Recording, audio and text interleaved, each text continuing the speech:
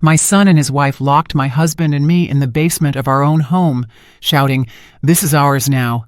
Sitting in the dampness, I heard my husband whisper, "Hush, they don't know what lies behind that wall." When they left, my husband moved a loose brick and showed me a secret he had kept for 39 years. Hello, dear listeners. Thank you for joining me today.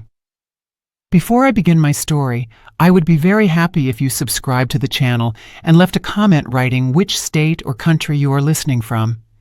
It always warms my heart to see how far our stories travel. Enjoy listening. This house knows how to breathe. I know the rhythm of its breath as well as my own. In the morning, when the first rays of the Georgia sun break through the old pecan trees in the garden, it takes a quiet, deep inhale, and dust motes dance in pillars of golden light. In the evening, it exhales, cooling down, and the old beams creak, as if sighing, settling in for the night. I have lived here for 40 years. I have grown into these walls, or perhaps they have grown into me. My father-in-law, Cornelius's father, a man with a steady gaze and a wide soul, built this house. He built it not as a vacation home, but as a legacy, a place where his grandchildren and great-grandchildren would laugh, a place of strength. This morning I was making soup as usual, simple chicken broth with dumplings, the way my grandmother taught me. Cornelius eats almost nothing lately, but the aroma of chicken broth is so familiar, so like home, that it sometimes sparks a flicker of interest in him. I was cutting carrots into tiny, almost jewel-like cubes and remembering how I taught Travante, our son, to do this. He was little, standing on a stool next to me, his chubby fingers clutching a safety knife. "Mama, I'm a chef," he would shout, and we would both laugh. That laughter still lives in the grain of the kitchen table. "That tasteless slop again, Miss Idella?" The voice of Kessia, Travante's wife, burst into my memories like a draft in a warm room. "We talked about this yesterday. The internet has a million recipes. Broccoli cream soup, gazpacho. Can't you master something new? It's for Travante. He needs proper nutrition." She stood leaning against the doorframe in her ecru silk robe, arms crossed over her chest.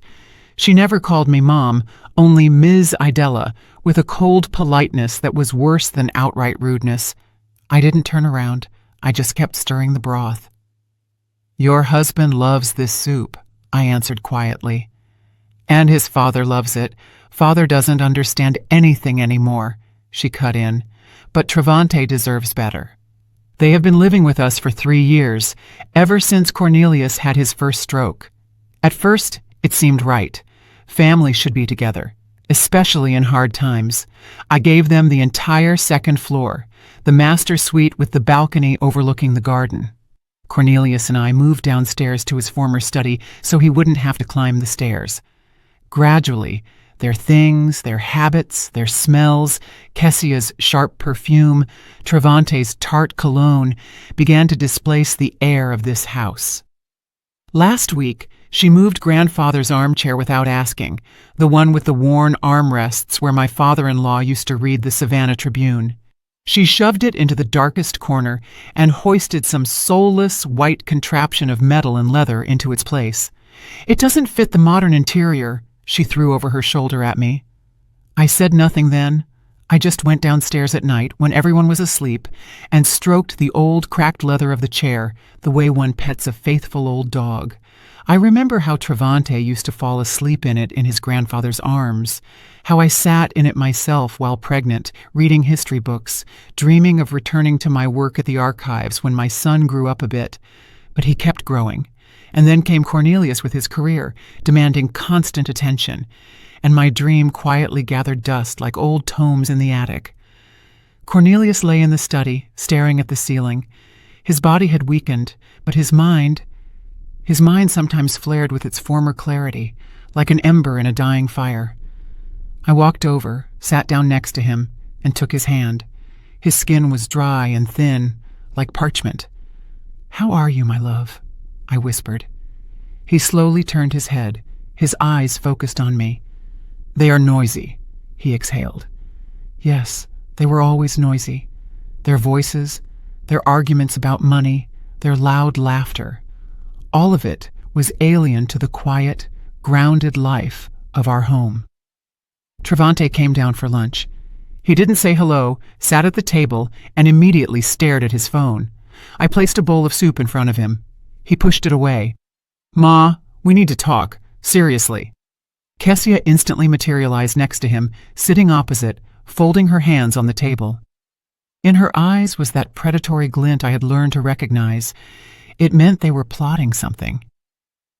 "We've been thinking, with the inheritance and all these complications, bureaucracy," Travante began, not taking his eyes off the screen. "Father is in such a state. To avoid problems later, you should sign the house over to me now. A deed of gift. It's just a formality to simplify everything." My chest went cold, not from the words themselves, but from the casualness with which they were spoken, as if he were asking me to pass the salt. "No," I said. My voice didn't tremble. "This house belongs to your father and me. As long as we are alive, everything stays as it is." "So you don't want to simplify things?" Kessia leaned forward. "You want your only son to run around government offices later, gathering certificates when, well, you understand." "I understand everything," I replied, looking her straight in the eyes, "and that is exactly why the answer is no." Travante finally raised his head. There was no filial love in his gaze, only cold, angry irritation, as if I were not his mother, but an annoying obstacle in his path. "I don't understand what the problem is. We live here. We take care of Father." "You live in my house," I corrected him. "I take care of Father." At that moment, Cornelius appeared in the doorway of the living room. He stood leaning against the jamb, breathing heavily. He must have heard everything. His gaze was surprisingly clear. He looked not at me, but at Travante. "You..." His voice was weak, but every word rang in the ensuing silence. "You are a disgrace to our name. A disgrace." That word struck Travante like the crack of a whip. I saw his face contort. It wasn't just anger. It was the rage of a man touched in his sorest spot, his vanity, his right to bear the Dubois name, of which he was so proud. His whole life was built on that name. "What?" he screamed, jumping up so fast the chair fell with a crash. "A disgrace? Are you out of your mind? I am the only one continuing this name. This house, it is mine by right. It should have always been mine." He stepped toward his father. I jumped up, standing between them. "Travante, stop! No, enough! I am tired of this." His eyes were wild. "This is ours now." He grabbed me by the shoulder, not painfully, but with authority, and shoved me aside. Then he grabbed his father under the arm. Cornelius was as weak as a rag doll. Travante dragged us through the hallway to the heavy oak door leading to the basement. "Travante, what are you doing?" I screamed, resisting. "You'll have time to think about your behavior," he growled. He threw the door open, and the smell of dampness and cold earth hit our faces. He roughly shoved us inside onto the top step of the steep staircase. I barely held on to Cornelius to keep us from rolling down. The door slammed shut, plunging us into darkness. The heavy bolt clicked from the outside. We were left in complete silence. Only my ragged breathing and the weak, raspy breathing of my husband beside me. I sank onto the cold stone step, clutching Cornelius to me. The tears wouldn't come. Inside, everything had gone numb. Years of service, years of love. My whole life given to this boy, this house, this family. All of it ended here, in this dark, damp basement. I was broken, shattered into pieces, and in this deafening silence, in this absolute darkness of despair, I heard my husband's quiet, tense whisper. He pressed his lips right to my ear, his words barely audible. "Hush, they don't know what lies behind that wall." My husband's words pierced the gloom, and I froze, listening. Above our heads, Travante's heavy, quick footsteps rang out, followed by Kessia's lighter, pattering tread. The front door slammed so hard, a dull echo rolled through the basement. A moment of silence, and then came the sound of an engine starting, quickly moving away and fading. They were gone. We were left alone in the cold, ringing silence of our own home, locked in its stone belly. "Help me," Cornelius rasped. His voice was weak, but there was a steely persistence in it I didn't recognize. I helped him up. His body was trembling from weakness and cold. Slowly, step by step, we descended the chipped stairs to the dirt floor. It smelled of the stale vegetables we used to store, damp clay and oblivion. The only source of light was a thin strip breaking through from under the door upstairs.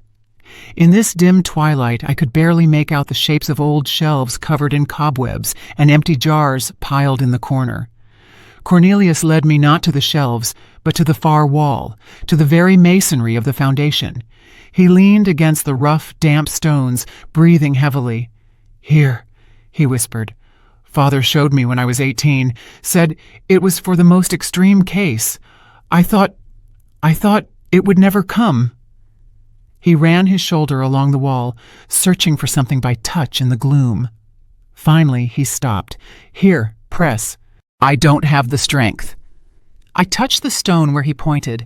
One of the rough granite blocks seemed no different from the others. But when I pressed harder, it gave way, sliding inward with a quiet scraping sound. Behind it, a black square void opened up. Inside this niche, something dark lay hidden.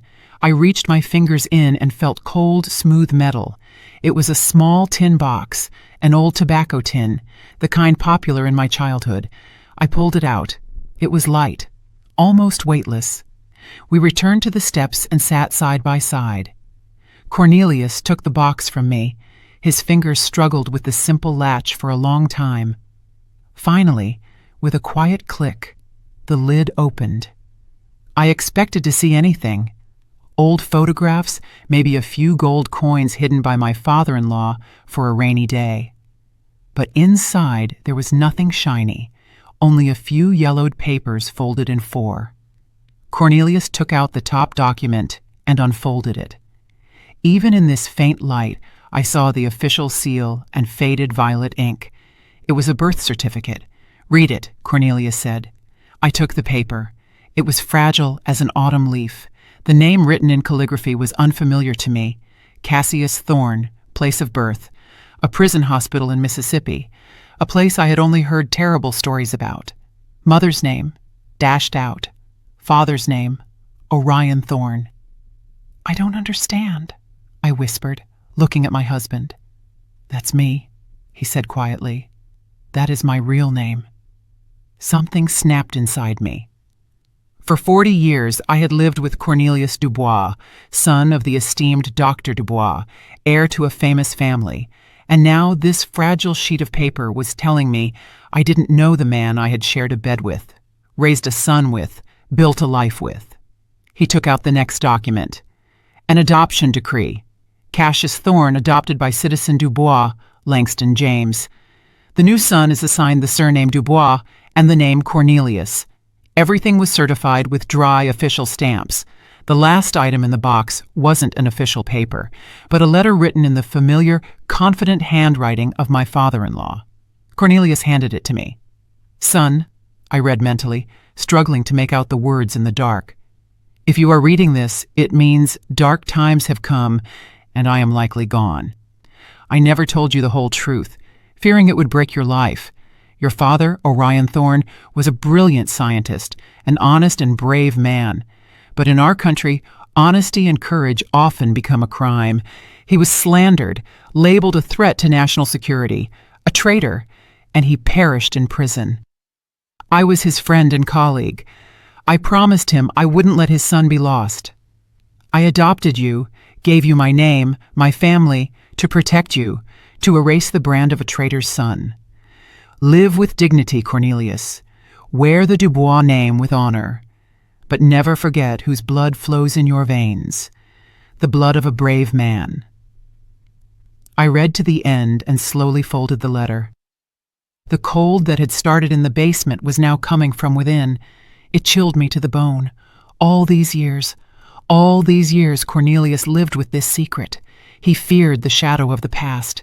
He protected a name that wasn't his by birthright. And Travante, our son, he built his whole life, his entire pride, on this name. He boasted of his grandfather the doctor, his pedigree, his heritage, a heritage that didn't exist by blood. All the pain, all the humiliation of the last few years, all the insults I had swallowed like bitter medicine, all of it suddenly compressed into a single point in my chest. But it didn't explode in a scream or tears. It froze, turning into an icy, perfectly clear crystal. And in its cold facets, I saw everything with dazzling clarity. I was an archivist. I worked with documents, with facts, with histories people tried to forget or rewrite. I knew the value of truth locked in yellowed paper. And what I held now wasn't just a family secret. It was a weapon. It was power, absolute, undeniable power. We sat in the dark for 2, maybe 3 hours. Time lost its flow. Cornelius dozed off, leaning his head on my shoulder, exhausted by the tension. I sat motionless, staring into the darkness, and my mind, for the first time in years, worked precisely and silently like a well-oiled machine. A plan formed itself, logical and cold. Finally, noise was heard upstairs. The bolt was slid back with a sharp scrape. The door flew open, and bright light hit my eyes. Travante stood on the threshold. His face was smug. "Well, have you thought it over?" he asked with a sneer. "Father, do you feel bad? Should I call a nurse?" He was clearly playing at magnanimity. It was part of his game. "Yes," I said, rising. My voice sounded steady and calm, surprising even myself. "He needs care. Give me the phone. I'll make a call." He was momentarily confused by my submission, but then smirked, handing me his mobile. "Here, 1 call to arrange a nurse, and no funny business." I took the device. Its warmth contrasted with the cold of my fingers. I didn't search for a number in the contact list. I knew it by heart. A few years ago, I had read an article in Essence magazine about a female attorney specializing in complex family cases and inheritance. She was described as a brilliant and uncompromising specialist. I memorized her name just because, just in case. As it turned out, not in vain. I calmly dialed the number. Travante looked down at me, expecting to hear my conversation with some caregiving service. A crisp female voice answered the phone. "Veda Sterling, speaking." "Ms. Sterling, good afternoon," I said, just as evenly and clearly. "My name is Idella Dubois. I urgently need your help." I arranged a meeting with Veda Sterling and, without changing my expression, handed the phone back to my son. He took it with lazy curiosity, scrolling the screen to check who I had called. The number was unfamiliar, without a name.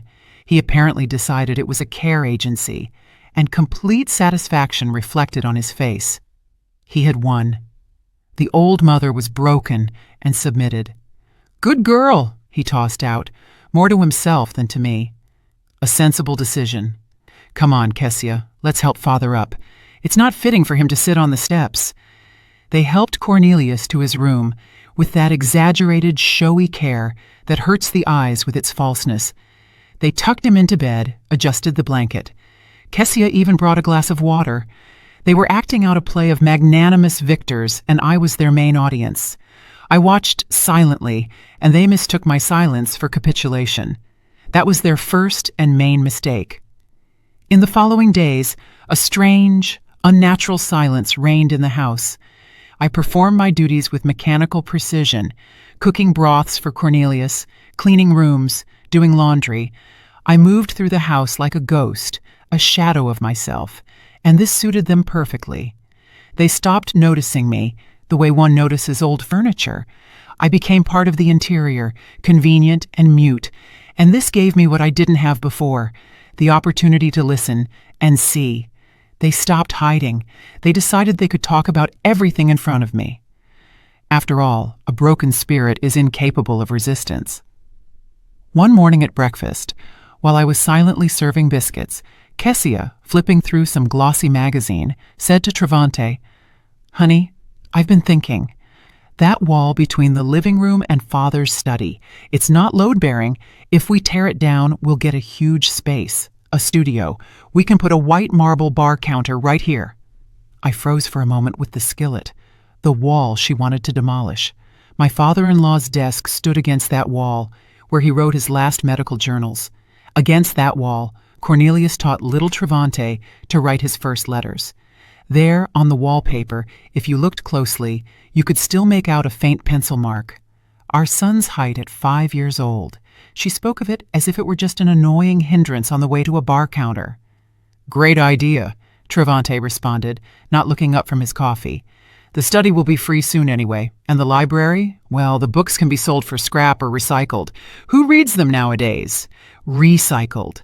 Books my father-in-law collected all his life. Rare editions on Black history, leather-bound volumes with gold embossing, books signed by the great minds of the Harlem Renaissance. Recycled." I placed the plate of biscuits on the table. My movements were fluid. Not a muscle on my face twitched, but inside me, something cracked and broke off. The last shard of maternal illusion that there was still something left in my son of the boy who listened with delight as his grandfather read aloud to him. They saw my calmness and mistook it for apathy, for senile detachment. They didn't understand that this was the calmness of a surgeon studying the chart of a diseased organ with cold attention before picking up a scalpel. Every word, every gesture was for me a symptom of a disease, their disease, the name of which was greed and vanity. The apotheosis of their delusion came on Tuesday evening. They approached me as I sat by Cornelius's bed, reading old poems to him aloud. They entered with the same serious, concerned faces one wears when visiting the hopelessly ill. "Mom," Travante began in a tone full of fake sympathy. "Kessia and I have discussed everything. We understand how hard it is for you. All these worries, the house, father. You've laid your whole life down for us. You deserve a rest." Kessia immediately chimed in, placing her manicured hand on my shoulder. The touch was light, but I felt the cold seep under my skin. "We found a wonderful place for you, Ms. Idella, a senior living community, not some nursing home. No, an elite establishment. Just outside Atlanta, pine forest, a pond, 4 meals a day, medical care 24/7. You'll have your own cozy room. You'll be able to walk, read, socialize with people your age. We'll visit you on weekends." They looked at me, expecting gratitude. They sincerely believed they were doing me a favor. They were offering me, the mistress of this house, a cozy room in exchange for my past, my life, everything that was dear to me. They were proposing to tear me from the soil I had rooted into and transplant me into a government-issue pot so I would quietly wither there, not hindering them from building their life on the bones of mine. I raised my eyes to them.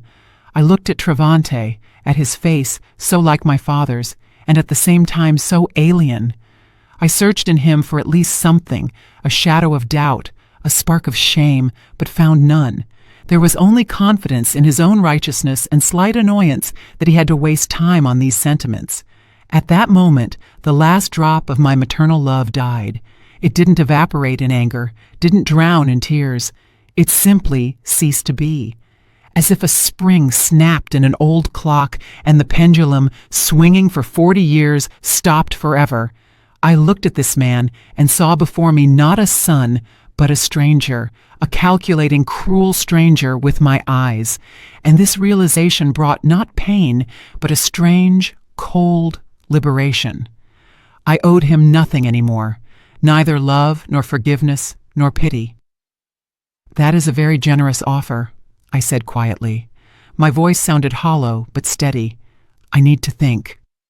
Of course, think about it," Travante rejoiced, clearly pleased the scene had passed without tears or reproaches. "We just want what's best for you."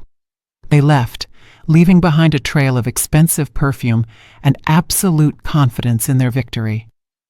I remained sitting in the silence, broken only by the breathing of sleeping Cornelius. I looked at our photos on the dresser. Here we were young, at our wedding. Here we were with little Travante on the beach at Tybee Island. A whole life captured in these frames. A life built on love, sacrifice, and, as it turned out now, on lies. But even that lie was nobler than the ugly truth my son and his wife revealed to me today. I no longer felt like a victim. The feeling of resentment evaporated, leaving behind a void and a cold, ringing determination. They themselves erased everything that bound me to them. They freed me from the shackles of maternal duty. They underestimated me. They saw before them a weak old woman. They didn't know that quiet archives store documents capable of changing the course of history, and that a quiet woman who worked with those archives all her life knows how to use them. Tomorrow I have a meeting with Veda Sterling, and I will come to it not with a request for help, but with a ready battle plan. The next day I told Travante I needed to go into town, to the pharmacy for a rare medicine for father that wasn't available at our local one. He gave me money for a taxi with an air of performing an act of the greatest charity. Kessia even helped me put on my coat, straightened my collar, like one does with a child. "Don't be long, Ms. Idella. Lunch needs to be ready." I nodded and left the house, feeling their condescending gazes on my back. They were watching an obedient old woman heading out to run errands. They didn't know I was going to war. Veda Sterling's office was located in a modern building in downtown Savannah with high ceilings and quiet corridors. She herself turned out to be a woman of about 40, with a sharp, piercing gaze and a complete absence of fussiness. She didn't gasp, didn't offer sympathy. She listened.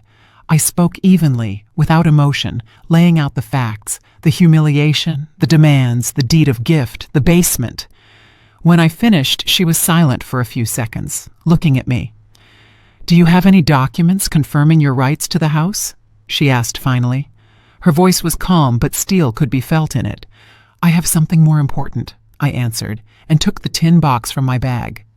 I laid its contents on the polished table. The birth certificate in the name of Cassius Thorne, the adoption document, my father-in-law's letter. Veda put on her glasses and began to study the papers. She read slowly, attentively, as if absorbing every word. I saw her expression change. Professional interest was replaced by surprise, and then by the concentration of a strategist who has been dealt a winning trump card. She raised her eyes to me. There was no longer simple concern in them. There was excitement. "Mrs. Dubois, this changes everything. Absolutely everything. The Dubois name isn't just a surname. In certain circles, it is capital. Your son built his career, his connections, his entire status on this name. If it turns out he has no blood right to it—" "I understand that," I interrupted her. "I want my house and my peace back." "You will get much more," she said, and notes rang in her voice that stirred me. "You will get justice, but I need time. I need to check some details. The name, Orion Thorne. It vaguely reminds me of something. Let me work with this." I went home, leaving the documents with her, and plunged back into the gray, silent routine. Travante and Kessia, seeing I no longer raised the topic of the nursing home, decided I had resigned myself and was simply awaiting my fate. They already behaved like full owners.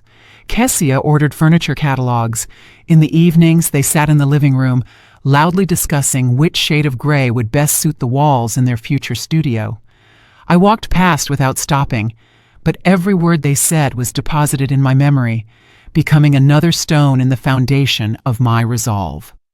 A week passed, a week of sluggish, tense waiting. And then Veda Sterling called me on the old landline when Travante and Kessia weren't home. "Mrs. Dubois, can you talk?" Her voice was tense. Suppressed excitement sounded in it. "Yes, I am alone. I have news, and it is stunning. I pulled the archives, unofficial ones, of course. I had to use my father's old connections. He was a historian. What I found explains why Langston Dubois was so afraid of his adopted son's past." She paused, and I heard her catch her breath. Orion Thorne wasn't just a political dissident. That's too mild a word. He was one of the leading theoretical physicists of his time, a genius destined for great things. In the late 60s, he was part of a project of national importance, but he had his convictions. He refused to participate in development that, in his opinion, could lead to catastrophe. They tried to convince him, then force him. He didn't yield, and then they broke him. They fabricated a case. He wasn't just accused of dissent. He was accused of treason. of passing secret data to foreign intelligence.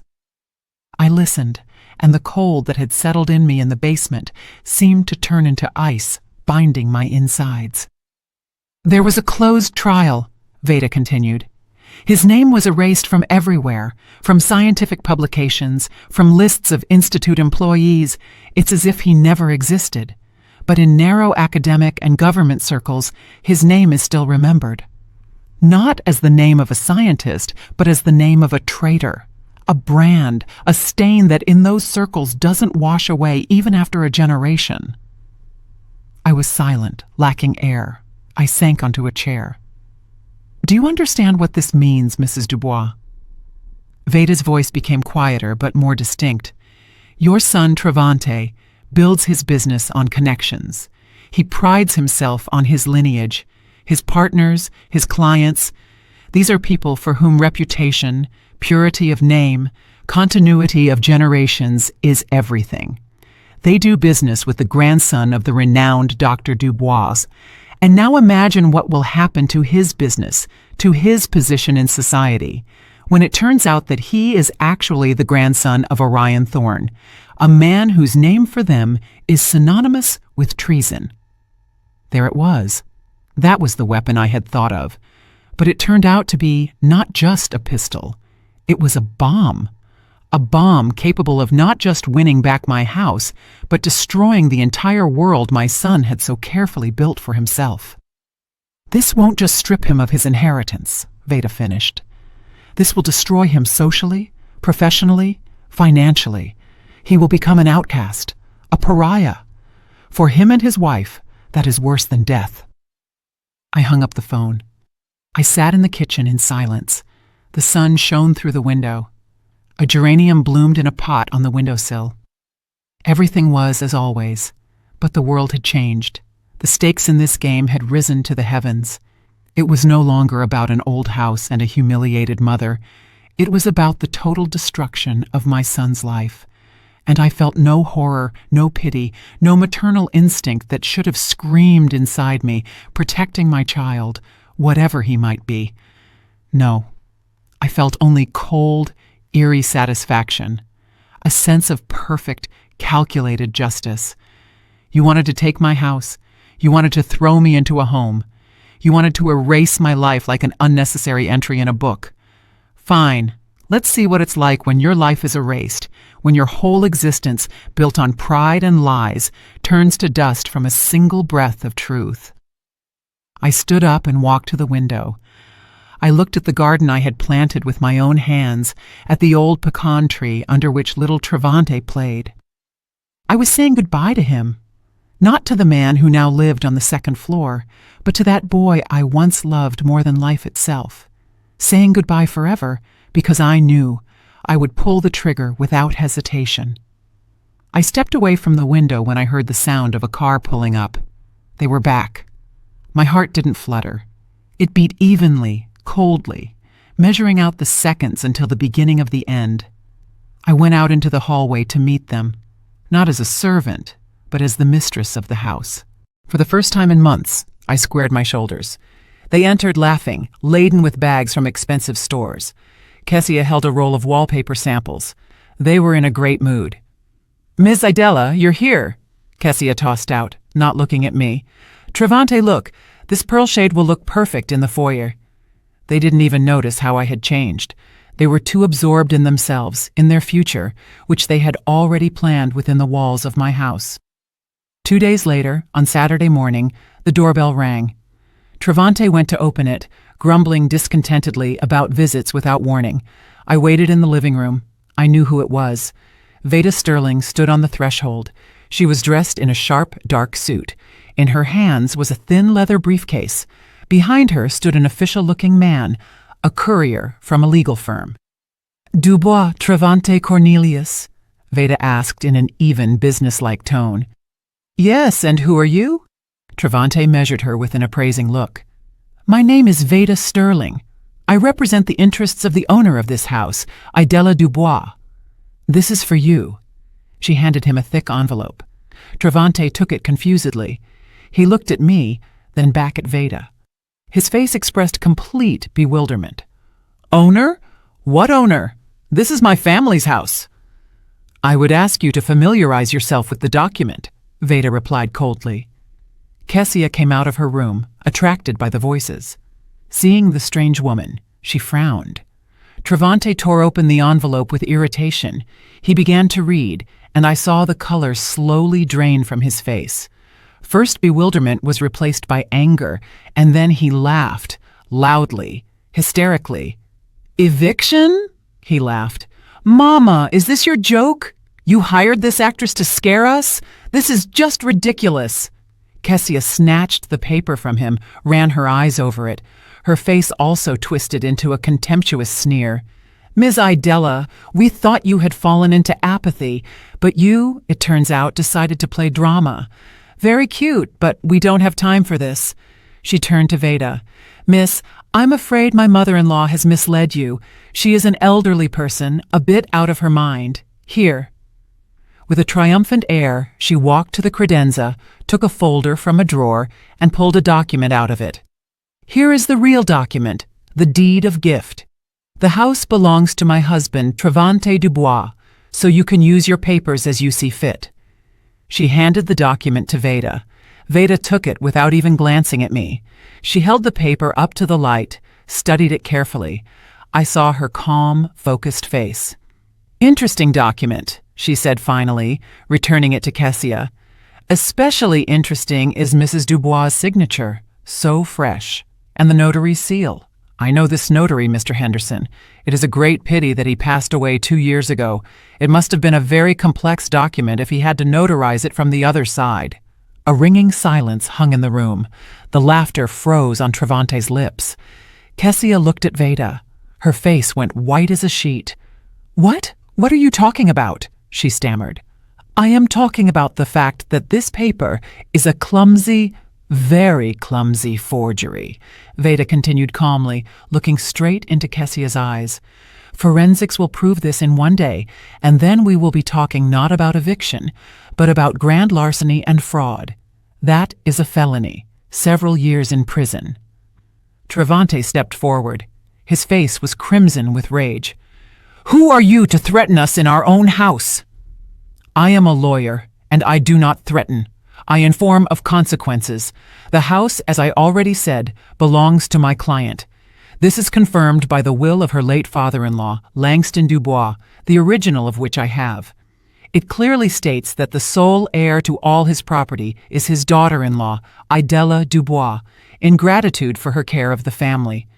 Your father, Cornelius, was aware of this and never contested his father's will. She pronounced the word father with a barely perceptible pause. It was the first prick. Travante and Kessia exchanged glances. In their eyes, for the first time, I saw not anger, not contempt, but fear, real animal fear of a beast cornered. They realized this wasn't senile dementia. This wasn't the impulsive act of an offended woman. This was a well-planned attack.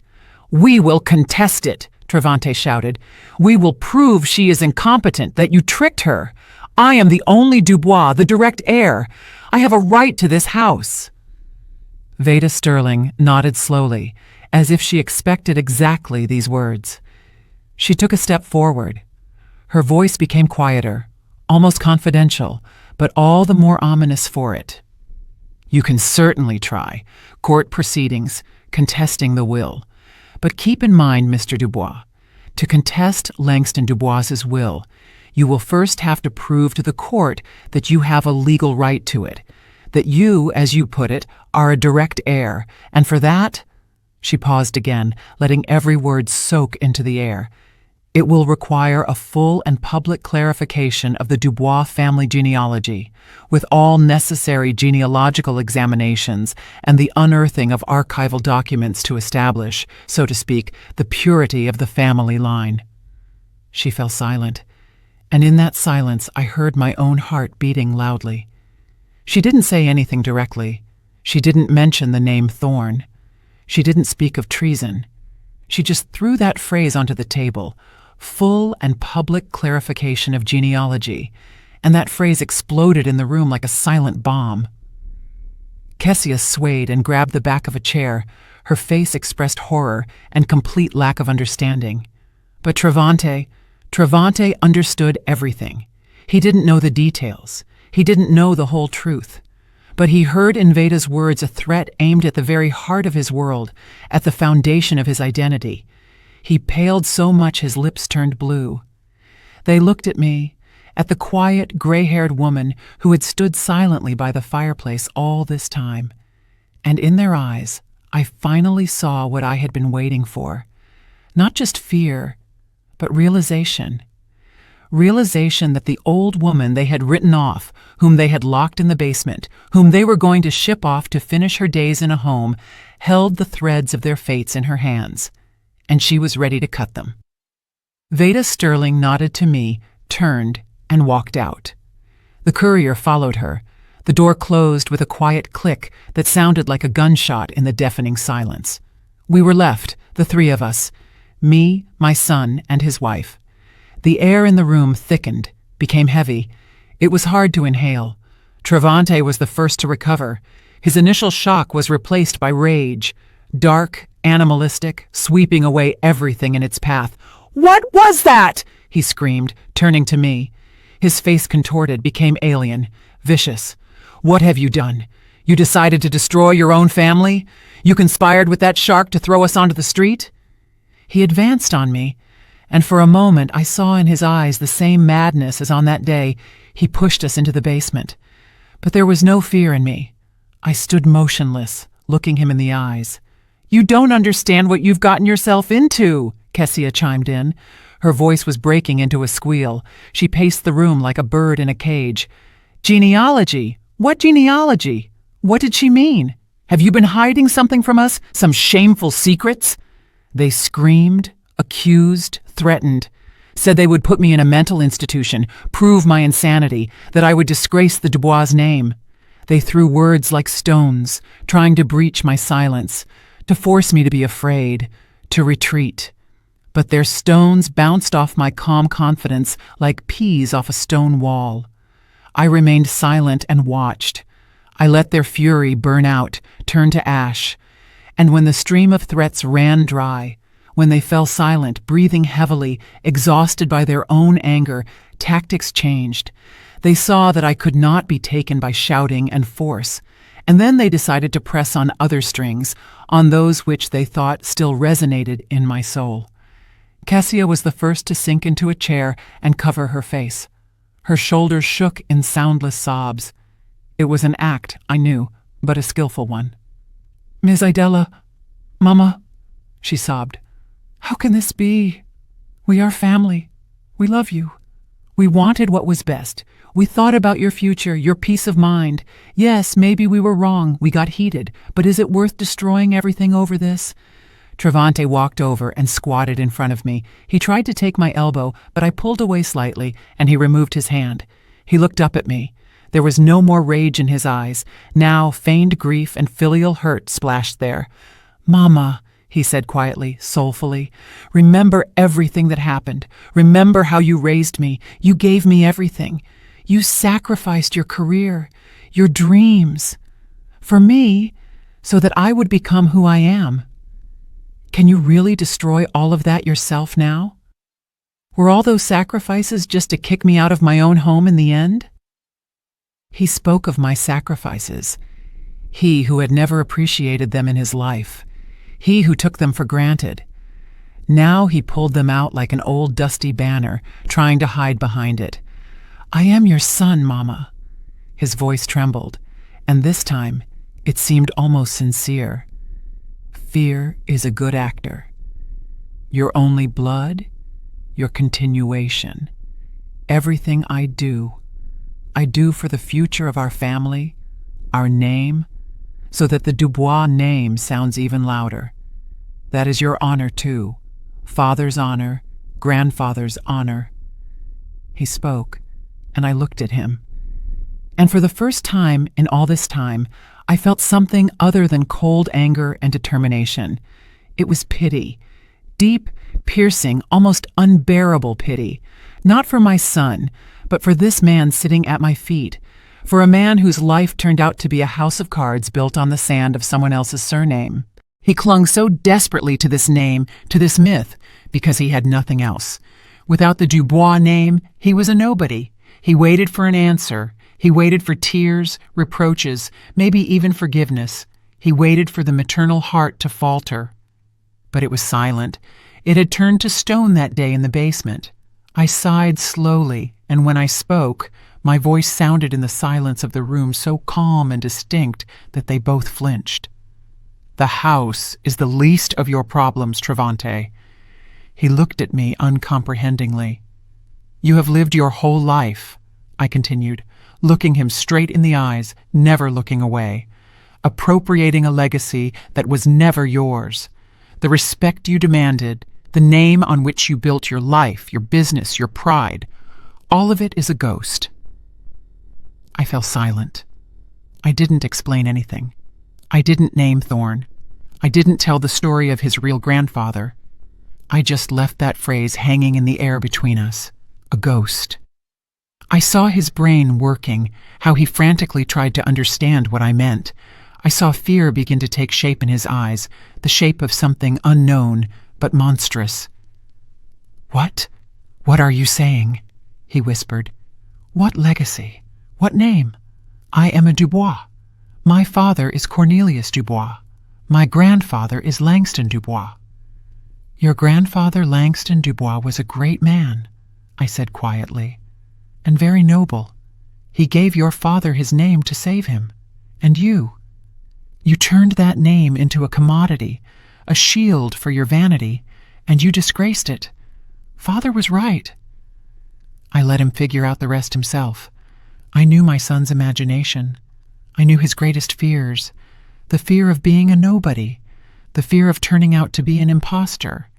I saw those fears coming to life in his eyes now, fueled by my silence. He could imagine anything.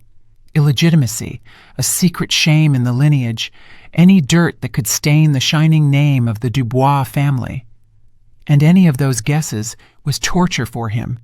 I gave him this food for thought, this poison that would slowly poison him from the inside. The horror of the unknown was my strongest ally. Kessia looked from me to her husband, understanding nothing. She only saw that her strong, confident Travante was sitting on the floor, crushed by a few of my phrases. I stood up. I felt very tired, but at the same time surprisingly light. "You were given 3 days to move your things out," I said, heading for the door of my room. "I would advise you not to waste this time on arguments." I entered the room and closed the door behind me. I didn't hear what they said after that. I just went to the bed where Cornelius was sleeping and sat down next to him. I took his hand. It was warm. I looked at his peaceful face and thought about what a heavy burden he had carried all his life, and what a terrible price our son paid, because that burden was never lifted in time. 3 days passed in a thick, tense silence. They didn't move out. I saw them whispering for hours, locked in their bedroom. Their phones didn't stop ringing. I knew they wouldn't give up. They were preparing their last desperate move, and I was ready for it. On the evening of the 3rd day, Travante entered my room. He was dressed in an expensive suit. His face was pale but determined. A kind of feverish, unnatural confidence had appeared in him. "Tomorrow at 11 a.m. at our townhouse," he said in a clipped voice. "Family council. Everyone will be there. Uncle Peter, Aunt Vera, my main business partners. You must be there, and bring your lawyer too. Let's see who wins." He turned and left without waiting for an answer. It was a challenge, their final gambit. They decided to move the battlefield to their territory, surround themselves with allies, and crush me with public opinion. They were going to stage a show trial where I would be the accused, out of my mind. A vengeful old woman who had fallen under the influence of a predatory lawyer. They wanted to declare me incompetent and thus take control of both me and the house. It was a smart move. But they underestimated me again. The next day, precisely at 11 o'clock, Veda Sterling and I entered the living room of their city apartment. It was a huge, faceless space furnished with expensive but cold furniture. And it was full of people. Our relatives were here, whom I hadn't seen for several years. Cornelius's cousin Peter, an important city official, his wife Vera, draped in pearls. There were also people unfamiliar to me with hard business faces, obviously those very partners whose opinion Travante valued so much. Travante and Kessia stood in the center as masters of the situation. Kessia was pouring water into glasses, portraying the gracious hostess. Travante carried himself with that emphasized solidity that was supposed to inspire trust. When we entered, all conversation ceased, all eyes turned to me. I felt their curiosity, judgment, pity. To them, I was the cause of an awkward family drama. Veda and I sat on the offered chairs a little to the side. I was silent. My heart beat evenly. I felt no fear. I felt at home, in my archive. Before laying out old documents on the table to restore the truth, Travante began to speak. His voice was full of sorrow and nobility. He spoke of how he loves and respects his mother, how hard it is for him to see her condition. He hinted at clouded reason, at senile touchiness, at how easily elderly people are manipulated. He never called Veda by name once. He spoke only of this woman, an unscrupulous lawyer who wormed her way into the trust of a sick person for profit. He told how he and Kessia took care of father and mother, how they wanted to ensure a quiet, secure old age for them in the best facility. His speech was calibrated. Every word hit the mark. He painted a picture in which he was a loving, suffering son, and I was a deluded, ungrateful mother. He spoke for a long time. Relatives nodded sympathetically. Partners watched with understanding. I saw the scales tipping in his favor. He had almost won. When he finished, a heavy silence hung in the room. Travante looked at me with poorly concealed triumph. "That is essentially everything," he said, spreading his hands. "We only want to protect Mom from herself and from outside influence. We are talking about conservatorship, otherwise she will do foolish things, deprive herself and father of a roof over their heads." Then Veda stood up. She didn't argue or make excuses. She calmly walked to the table in the center of the room. "Everything Mr. Dubois said is very touching," she began in an even voice. "But let's move from emotions to facts. Facts are stubborn things. Mr. Dubois claims he is acting in his mother's interests, fearing she will lose the house. But here's a document." She took a copy of the forged deed from her briefcase and placed it on the table. The document which Mr. Dubois and his wife presented as the basis of their rights to the house. A document according to which Mrs. Dubois has already lost her home. She paused. "And here," she placed another sheet next to it, "is the conclusion of a handwriting analysis confirming the signature is forged, and a certificate from the archives of the notary chamber stating that the notary who allegedly certified this paper died 2 years before it was signed." A murmur ran through the room. Uncle Peter frowned, took off his glasses. Travante's partners exchanged glances. The picture of the loving son began to crack. "These are all insinuations," Travante shouted, but there was no longer confidence in his voice. "These are documents," Veda cut him off. "And now, with your permission, my client will speak. She does not need conservatorship. She needs to be heard." All eyes turned to me again. I slowly rose. I didn't look at Travante. I looked at the faces of the people in this room. "Good afternoon," I said. My voice didn't tremble. It was the voice of an archivist accustomed to speaking about facts. My son spoke of the legacy of the Dubois family, of honor. I dedicated my entire life to serving this family and preserving its history. Therefore, allow me to clarify.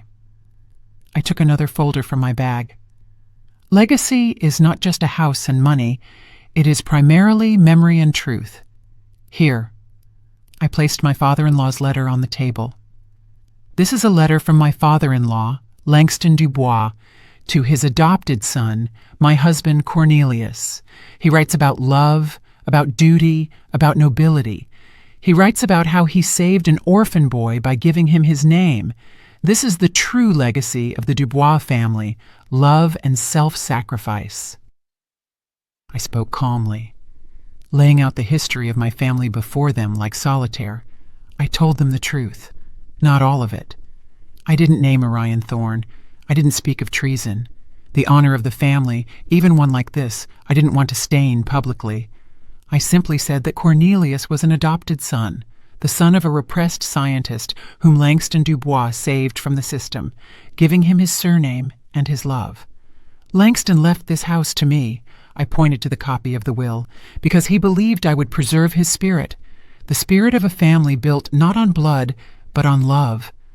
And my son, I looked at Travante for the first time, decided that his right to this house was based on a forged paper. I fell silent, and in that silence, everything became obvious. I didn't accuse. I simply juxtaposed two documents. On one side, a letter breathing love and nobility, the real history of the family. On the other, a fake deed, breathing greed and deceit. I contrasted genuine legacy with entitlement. It was the end. I saw it on their faces. Uncle Peter slowly stood up, walked to the table, took my father-in-law's letter, read it. Then he looked at Travante with such contempt that he shrank. The business partners silently rose from their seats and, without saying goodbye, headed for the exit. They wanted nothing to do with a man who not only turned out to be a fraudster, but wasn't a real Dubois. His main capital, his name, turned to dust before their eyes. Kessia stood clutching her husband's arm. Her face was gray with horror. She looked at the departing guests, at the ruins of their world. And I think, at that moment, she hated him. Travante stood in the middle of the room completely alone. He was broken, destroyed, and not by a court, not by the police. He was destroyed by the truth which I, carefully, like an archivist, had brought to light. His final gambit turned into a public execution he had arranged for himself. He was exposed as a cruel, greedy impostor before everyone whose opinion was dearer to him than life. He was completely and finally broken. I turned, and looking at no one else, walked out of the room. Veda followed me. We silently went down to the street where the cool spring air waited for us. It had never seemed so fresh and clean to me. We didn't say a word to each other. Everything had already been said. 6 months have passed. Autumn has come into its own, painting the garden in gold and crimson. The house has become very quiet. This silence no longer depresses me. It was healing, like a cool compress on a wound. It was filled with light penetrating the washed windows, the smell of pecans, and the quiet ticking of the old clock in the living room. Cornelius passed away at the end of summer, quietly, in his sleep, in his bed. His exhausted heart simply stopped. I held his hand until the very end. We didn't talk about Travante. We didn't talk about the past. We talked about our youth, about our first date in Forsyth Park, about how funny he looked trying to fix a leaky faucet. We said goodbye, and when he left, I mourned him. Not the husband bearing someone else's name, but my Cornelius, the only man I loved. I buried him next to his adopted father, Langston Dubois. Two noble men, whose stories turned out to be so closely intertwined, now lay side by side. Travante was not at the funeral. He and Kessia disappeared. They moved out of the city apartment, selling it to pay off debts I hadn't even suspected.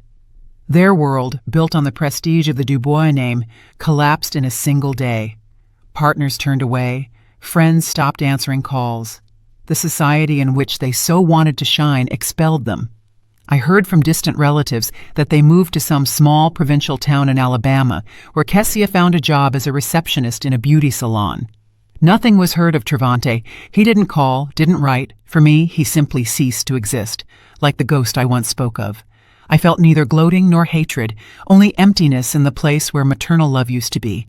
Today I went down to the basement, but it was no longer the dark, damp crypt where my rebirth once began. I hired workers.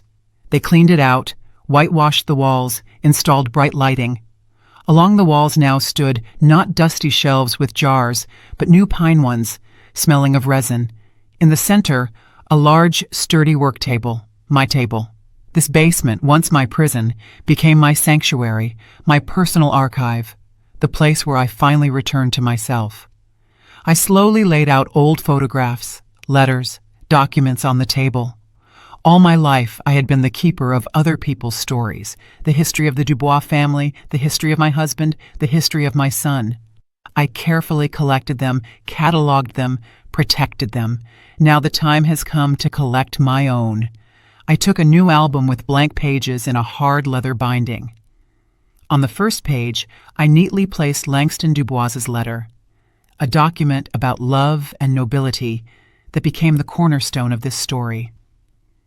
Next to it, I placed a photograph, not my wedding one, not a photo with my son, but another, small black and white one taken many years ago. In it, a young girl with glasses and short hair sits at a desk piled with old tomes, looking into the lens with delight. That was me, Idella, a 20-year-old history student at Spelman College, in love with her profession, full of hopes and plans. The me I had buried myself under the rubble of family obligations and sacrifices. I looked at this girl and smiled. I had been walking back to her for so long, through 40 years of serving others, through betrayal and pain, through the cold of the basement. I finally found her. I was no longer just a keeper. I became an author. The author of my own story, in which I myself decided what was important and what needed to be left in the past. I didn't cross anything out of it. Neither the joy of motherhood nor the bitterness of disappointment. But now I placed the accents myself. I gave events the meaning I considered true. I finished my work and walked to the small high window of the basement, which the workers had cut through at my request. It looked straight out into the garden. From down here, the world looked different. I saw not the trunks of trees, but their roots going deep into the earth. I saw fallen leaves that would become soil for new life in the spring. I placed a cup of hot tea on the windowsill. The aroma of Earl Grey mixed with the smell of earth and wilting foliage. Steam from the cup rose to the glass, and the world outside the window became a little blurry, like an old watercolor. I took a sip. It was quiet in the house, quiet in my